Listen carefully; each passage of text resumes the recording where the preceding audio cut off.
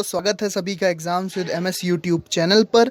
और आज की इस वीडियो में हम देखेंगे क्लास 10th मैथ का नया सिलेबस जो आया है। 30% जो सिलेबस घटाया गया है, कम किया गया है। हम जानते हैं कि 9th से लेकर 12th तक 30% सिलेबस कम कर दिया गया है हर एक सब्जेक्ट का, क्योंकि कॉलेजेस में पढ़ाई अभी तक शुरू नहीं हो पाई है। तो 30% पाठ्यक्रम सरकार ने घटाया है। तो आज हम देखेंगे कि क्लास 10th मैथ में कौन कौन से टॉपिक हटा दिए गए हैं।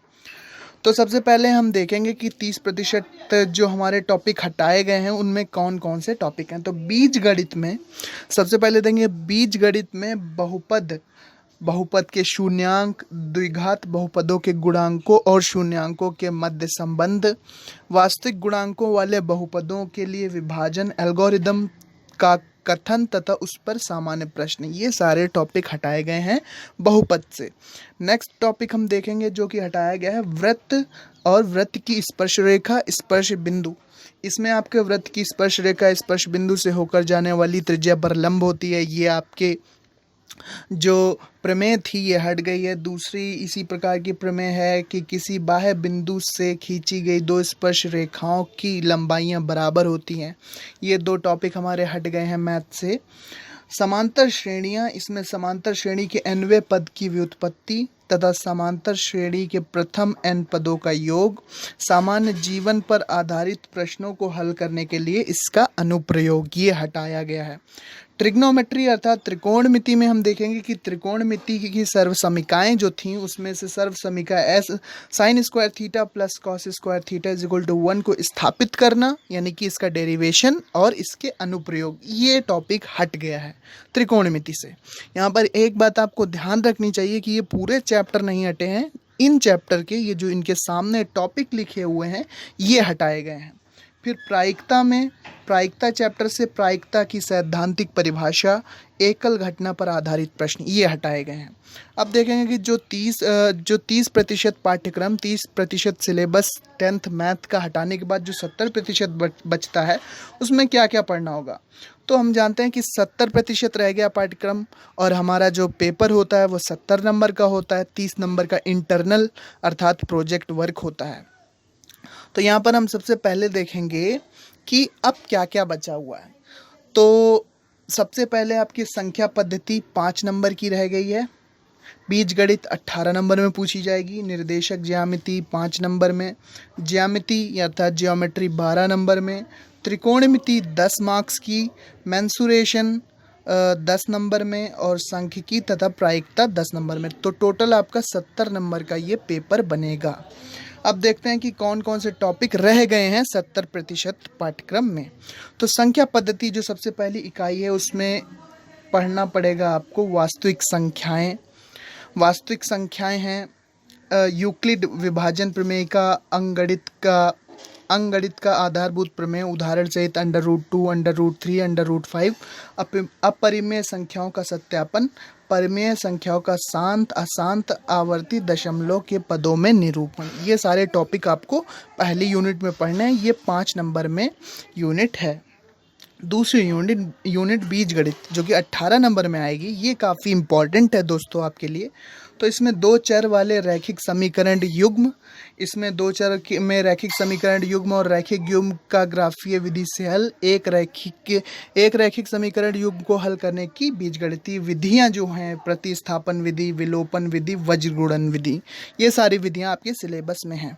इसके बाद बीजगणित में ही आप पढ़ेंगे द्विघात समीकरण ax² + bx + c = 0, जहाँ पर a does not equal to 0, ये बड़ा ही अच्छा समीकरण है। इसके बाद द्विघात समीकरणों का द्विघात सूत्रों द्वारा गुणनखंड द्वारा पूर्ण वर्ग बनाकर हल निकालना, द्विघात समीकरण की विविक्त कर और उनके मूलों की प्रकृति के बीच संबंध, द्विघात समीकरण के दिन प्रतिदिन के अनुप्रयोगों तथा इन पर आधारित इबारती प्रश्न। अब निर्देशांक ज्यामिति पर देखते हैं। तो निर्देशांक ज्यामिति जो यूनिट है ये आपकी 5 नंबर की यूनिट है। इसमें आपको निर्देशांक ज्यामिति की अवधारणा, रैखिक समीकरणों के ग्राफ, दूरी सूत्र, विभाजन सूत्र और त्रिभुज के क्षेत्रफल। ज्योमेट्री में ज्यामिति 12 अंक में आपकी यूनिट आएगी, काफ़ी इंपॉर्टेंट यूनिट है ये, 12 नंबर में पूछी जाएगी। तो इसमें बहुत सारी चीज़ें हैं। त्रिभुज में आपको समरूप त्रिभुज की परिभाषा, उदाहरण और प्रति उदाहरण, इसमें ये सारे टॉपिक हैं। त्रिभुज की एक भुजा के समांतर खींची गई रेखा त्रिभुज की शेष दो भुजाओं को समान अनुपात में विभाजित करती है। इसी तरह से त्रिभुज की दो भुजाओं को समान अनुपात में विभाजित करने वाली रेखा तीसरी भुजा के समांतर होती है। तो इस तरह के ये सारे टॉपिक दिए हुए हैं जो मैथ में आपको पढ़ने हैं। आपको ये सिलेबस upmsp.edu.in जो कि उत्तर प्रदेश बोर्ड की ऑफिशियल वेबसाइट है, वहाँ से आप इसको डाउनलोड भी कर सकते हैं। तो ये सारे टॉपिक आपको ज्योमेट्री अर्थात ज्यामिति में पढ़ने होंगे। जैसे यहाँ पर लास्ट में आप देखिए काफ़ी अच्छे यहाँ पर टॉपिक है। समरूप त्रिभुजों के क्षेत्रफलों का अनुपात संगत भुजाओं के वर्गों के समानुपाती होता है। इसके बाद किसी त्रिभुज में यदि एक भुजा का वर्ग अन्य दो भुजाओं के वर्गों के योगफल के बराबर हो तो पहली भुजा के सामने का कोण समकोण होता है। बहुत ही अच्छी यहाँ पर टॉपिक्स, अच्छे टॉपिक्स दिए हैं जो कि आपको अभी पढ़ने हैं। इसके बाद रचनाएं, दिए हुए रेखाखंड का दिए हुए अनुपात में विभाजन करना, आंतरिक, एक वृत्त के बाहर स्थित एक बिंदु से उस पर स्पर्श रेखा की रचना करना। इसके बाद एक दिए गए त्रिभुज के समरूप एक त्रिभुज की रचना करना, ये सारे टॉपिक हैं। इसके बाद ट्रिग्नोमेट्री में देखिए, ट्रिग्नोमेट्री बहुत ही इंपॉर्टेंट यूनिट है। इसमें जो प्रश्न आएंगे ये दोस्तों 10 मार्क्स में पूछे जाएंगे, आप यहाँ पर देख सकते हैं। तो इसमें सबसे पहले आप पढ़ेंगे ट्रिग्नोमेट्री अर्थात त्रिकोणमिति का परिचय, समकोण त्रिभुज के न्यून कोणों के त्रिकोणमिति अनुपात, 0 अंश और 90 अंश के त्रिकोणमिति अनुपात, त्रिकोणमिति अनुपातों के मान, 30 अंश, 45 अंश, 60, 0 और 90 अंश और उनके बीच संबंध। इसके बाद त्रिकोणमिति सर्वसमीकाएं, सूत्र होंगे, पूरक कोणों के त्रिकोणमिति अनुपात, ये सब आपको पढ़ना होगा। फिर ऊंचाई और दूरी, त्रिकोणमिति के बहुत सारे सर्वसमीकाएं अर्थात सूत्र होंगे जिन पर आपको प्रश्नावली हल करनी होगी।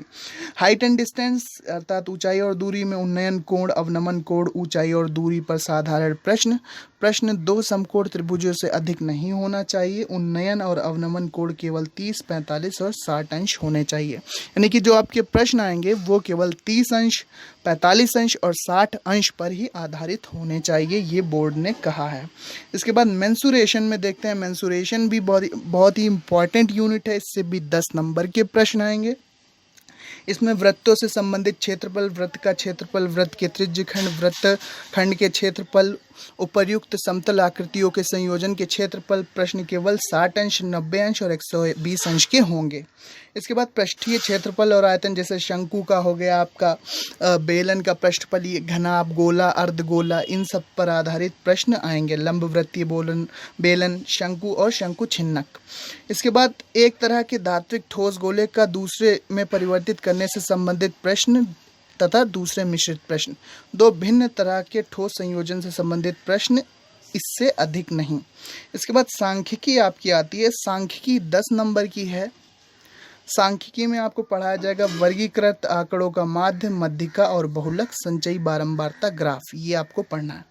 फिर प्रोजेक्ट कार्य, हमें पता ही है कॉलेज में आपको बताया ही जाएगा प्रोजेक्ट कार्य, जिसमें कि 15 नंबर का प्रोजेक्ट कार्य और 15 नंबर का आंतरिक मूल्यांकन होगा, वाइवा आप कह सकते हैं। तो प्रोजेक्ट कार्य में जो यहाँ पर टॉपिक हैं वो ये सारे टॉपिक दिए हुए हैं।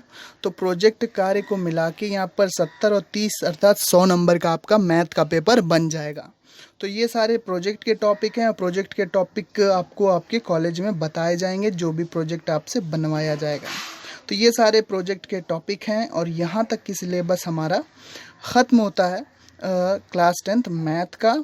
तो आप समझ गए होंगे कि कौन से टॉपिक अब आपको पढ़ने हैं, और सबसे इम्पॉर्टेंट आपको ये जानना ज़रूरी है कि कौन से टॉपिक अब हट गए हैं। तो ये सारे वो टॉपिक हैं जिनको अब हटा दिया गया है कोविड-19 के चलते। 30% पाठ्यक्रम जो कम किया गया है। उम्मीद करते हैं वीडियो पसंद आई होगी। अगर पसंद आई हो तो लाइक, शेयर और सब्सक्राइब ज़रूर कीजिए। मिलते हैं अपने नेक्स्ट वीडियो में। पढ़ते रहिए, आगे बढ़ते रहिए। Thanks for watching and listening me and good luck for future. Thank you and bye bye.